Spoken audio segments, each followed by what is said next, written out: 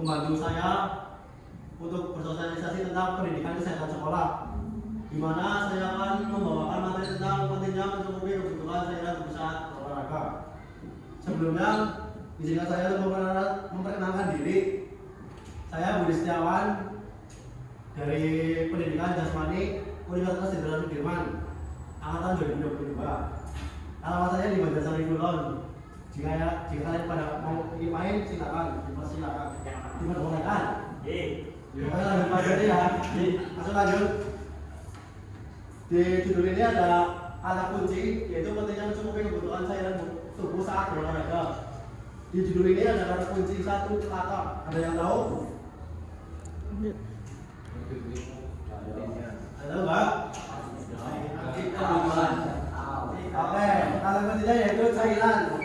Oke, ada yang tahu cairan itu apa? Tidak. Next.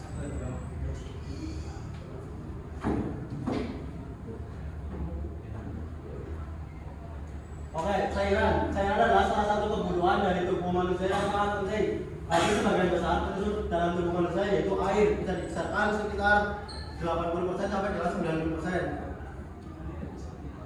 Jadi bisa dikatakan air sangat penting untuk kehidupan sehari-hari, karena semua makhluk hidup pasti sangat memerlukan air untuk kebutuhan, baik untuk minum, lepas dahaga, mandi, dan untuk memenuhi kebutuhan cairan dalam tubuh.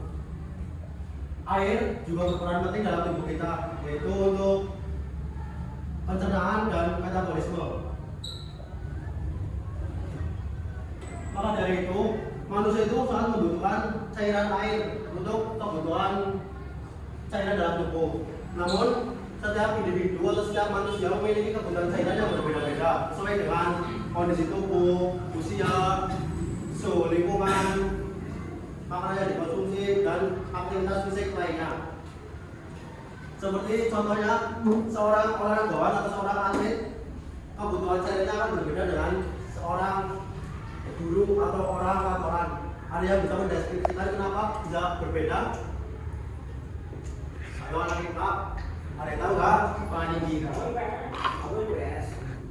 Jadi gini, seorang atlet atau seorang olahragawan, kebutuhan cairannya akan berbeda dengan orang kantoran. Karena apa? Karena seorang atlet melakukan aktivitas fisiknya itu lebih besar daripada orang kantoran yang pada umumnya lebih banyak diam dan hanya duduk. Betul? Maka dari dua hal tersebut disimpulkan bahwa seorang atlet memerlukan cairan tubuh lebih besar daripada seorang guru atau orang kantoran yang pada umumnya melakukan aktivitas fisik lebih rendah daripada seorang atlet. Saat kita sedang olahraga, cairan tubuh kita akan berkurang melalui keringat kita. Seperti halnya dari teman-teman semua tadi habis kelas meeting ya, usahakan berkeringat. Itu merupakan salah satu pengeluaran cairan. Jika tidak diseimbangi dengan mencukupi kebutuhan air, resiko terkena dehidrasi itu sangat besar. Hanya dengan sedikit pun cairan yang kita keluarkan di dalam tubuh kita, kondisi fisik kita itu akan terganggu. Apalagi kalau kita sedang berolahraga dalam kondisi dehidrasi, kita akan mudah lelah, mudah capek, pusing, terus jantung berdebar lebih cepat, tidak fokus, dan kurang berkonsentrasi. Maka dari itu, saat kita sedang berolahraga dalam kondisi dehidrasi, pasti olahraga kita tidak akan maksimal. Maka dari itu, kita diusahakan kalau kita lagi olahraga, kebutuhan cairan dalam tubuh kita harus tercukupi. Sebaliknya juga dengan kondisi tubuh kita yang terhidrat dengan baik akan membawa dampak ini bagi tubuh kita, yaitu dari fisik kita dan mental kita. Dengan terjaganya tubuh kita dari asupan air atau cairan dalam tubuh kita, itu akan membawa dampak positif terutama dalam pencernaan tubuh kita, yaitu dalam kinerja otot, sirkulasi darah itu akan terjaga lebih baik. Maka dari itu kita diharapkan kalau sedang berolahraga kita harus benar-benar bisa mencukupi kebutuhan cairan. Terus next.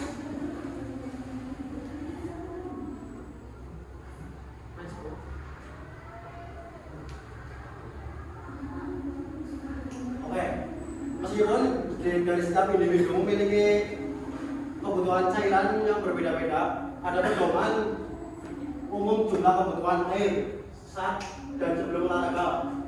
Yang pertama yaitu sebelum berolahraga. Kita dianjurkan sebelum olahraga 4 jam sebelum melakukan olahraga kita dianjurkan untuk meminum air putih sekitar 500 sampai 600 mineral atau setara dengan 2 sampai 3 gelas. Jadi tahap pertama saat kita sebelum olahraga 4 jam kita disarankan untuk meminum 500 sampai dengan 600 mineral. Terus yang kedua 250 sampai dengan 350 mineral atau setara dengan 1 sampai 2 gelas 10 menit sampai dengan 15 menit sebelum berolahraga. Jadi yang pertama 4 jam sebelum berolahraga kita dianjurkan untuk meminum 500 sampai dengan 600. Terus yang kedua menjelang kita akan olahraga 10 sampai dengan 15 menit kita dianjurkan meminum lagi sebanyak 250 sampai dengan 350 mineral itu sebelum berolahraga. Terus yang kedua saat berolahraga. Saat berolahraga kita dianjurkan setiap 15 sampai dengan 20 menit kita dianjurkan untuk meminum 100 sampai dengan 250 mineral atau setara dengan 1,5 gelas. Jadi saat kita sedang berolahraga kan keluar cairan yang kita keluarkan itu lebih banyak. Yang keluarkan begitu dari keringat. Kita dianjurkan untuk meminum 100 dengan 250 mineral setiap 15 dan 20 menit agar kita terhindar dari dehidrasi. Namun apabila kita sedang berolahraga di luar ruangan dengan cuaca yang panas, kita dianjurkan meminum yang lebih banyak daripada pedoman umum yang ada di sini. Jadi kita melakukan ini hanya pedoman umum, tidak sebagai patokan. Jadi kita kondisional lah. Semisal kita lagi olahraga di luar ruangan dalam kondisi cuaca yang panas menyengat, kita dianjurkan untuk meminum lebih banyak daripada pedoman yang ada. Terus cara agar tubuh kita terhidrasi dengan baik. Selain dengan mencukupi kebutuhan cairan tubuh dengan air putih, kita disarankan juga bisa mengonsumsi minuman lain seperti teh, susu, dan soda. Namun minuman tersebut tidak dianjurkan untuk dikonsumsi secara berlebihan karena mengandung kalori dan kadar gula yang tinggi. Minuman tersebut juga mengandung kafein dan diomerik yang mengakibatkan kita mudah membuang air kecil. Cairan yang kita keluarkan itu bisa melewat keringat, air mata, terus buang air kecil dan buang air besar. Maka dari itu, bagi teman-teman semua yang sekiranya suka menangis ya, jangan lupa untuk diseimbangi dengan mencukupi kebutuhan air. Karena jika kita kekurangan cairan tubuh, maka kita resiko tinggi terkena dehidrasi. Apa sih yang dibawa dengan dehidrasi? Apakah ada yang tahu? Dehidrasi. Ayo katakan.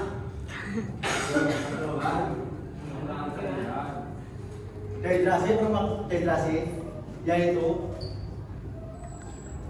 cairan yang kita keluarkan lebih banyak daripada cairan yang masuk dalam tubuh kita. Itu terkena dehidrasi saat berat. Adapun gejala-gejala atau resiko terkena dehidrasi atau komplikasi yaitu yang pertama gagal ginjal, tekanan darah menurun, badan tidak berdaya atau lemas, dan injury, shock, kejang, hipovolemik. Jadi ini merupakan salah satu komplikasi saat dehidrasi. Jadi dehidrasi itu menyebabkan fatalan, itu bisa gagal ginjal, tekanan darah, dan lain-lain. Maka dari itu kita dianjurkan untuk harus benar-benar mencukupi kebutuhan cairan tubuh kita agar kita terhindar dari gagal ginjal, tekanan darah, dan lain-lain. ada tanda-tanda dan gejala akan mengalami dehidrasi. Yang pertama yaitu rasa haus yang berlebih, itu jelas. Saat kita sedang dehidrasi, pasti kita akan merasakan haus yang berlebihan. Yang kedua yaitu keringnya kulit, mata kering, mulut dan bibir kering, rasa lelah, kepala terasa pusing, menurunnya frekuensi buang air kecil, warna kuning pekat saat buang air kecil, turunnya berat badan, tekanan darah menurun, DNA meningkat. Jadi ini adalah gejala-gejala dan tanda-tanda mengalami dehidrasi. Bagi teman-teman semua yang mungkin lagi tanda-tanda dan gejala tersebut, mohon untuk dijaga dan dibanyaki untuk mencoba kebutuhan cairan. Jangan sampai kalian semua suka berolahraga namun tidak diimbangi dengan kebutuhan cairan dalam tubuh. Akan berdampak resiko tinggi terkena dehidrasi. Oke, di sini ada tabel warna kuning. Tabel warna kuning untuk mengetahui kesehatan kita dalam tubuh, kesehatan dalam tubuh kita. Yang pertama yaitu warna bening atau warna transparan. Warna bening atau warna transparan itu masuk ke zona nyaman, di mana itu kita tidak terhidrasi dan kondisi tubuh kita sangat baik. Terus yang kedua itu warna kuning pucat. Warna kuning pucat termasuk masih di dalam tubuh yang sehat, namun bisa dibilang dehidrasi ringan karena itu sudah masuk ambang ke kita terkena dehidrasi. Terus warna kuning. Dari warna kuning itu ada dua, warna kuning dan sama warna kuning tua. Warna kuning muda itu tanda masih aman, namun kita dianjurkan untuk menambah asupan air karena warna kuning sudah mengambang kita terkena dehidrasi. Terus yang warna kuning itu termasuk kita tidak terkena gejala dehidrasi. Terus dehidrasi berat, warna kuning tua itu termasuk dehidrasi berat.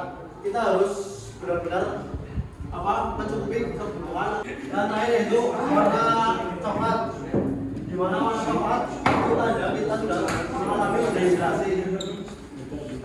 Kita mengalami dehidrasi di warna coklat itu jika urin yang kita keluarkan sudah berwarna coklat, maka kita sudah termasuk mengalami dehidrasi, gejala dehidrasi. Maka dari itu kita dianjurkan untuk benar-benar mencukupi kebutuhan cairan dalam tubuh kita agar kita bisa menghilangkan resiko terkena dehidrasi. Untuk warna yang bagus yaitu warna yang berwarna, urin yang berwarna. Ini penyebabnya karena mungkin kita sebelumnya memakan makanan yang berwarna. Maka dari itu urin yang kita keluarkan bisa berwarna. Namun kita dianjurkan juga untuk memeriksakan ke tenaga medis atau dokter. Siapa tahu kita ada gangguan di dalam urin kita.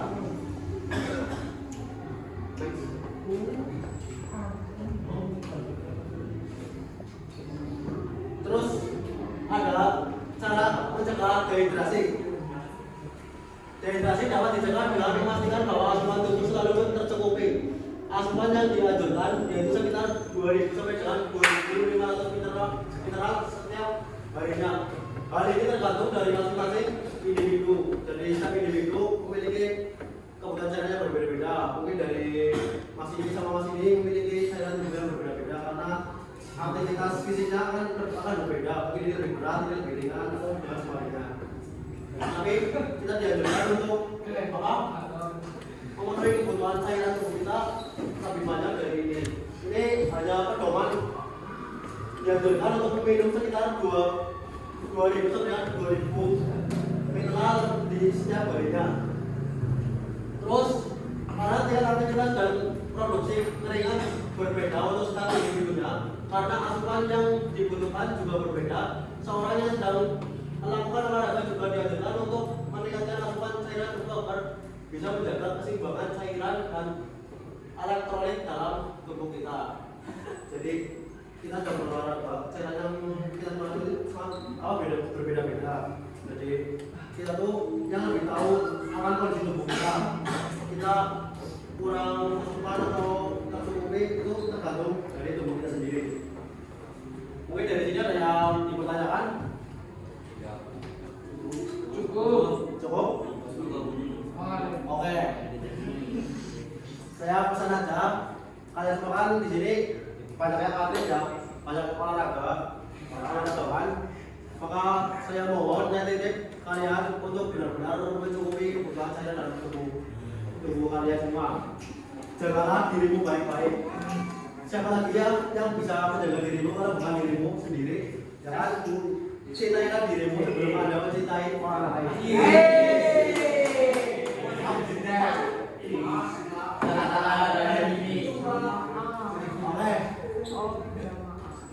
Terima kasih. Jika ada kekurangan dan jika ada kelebihan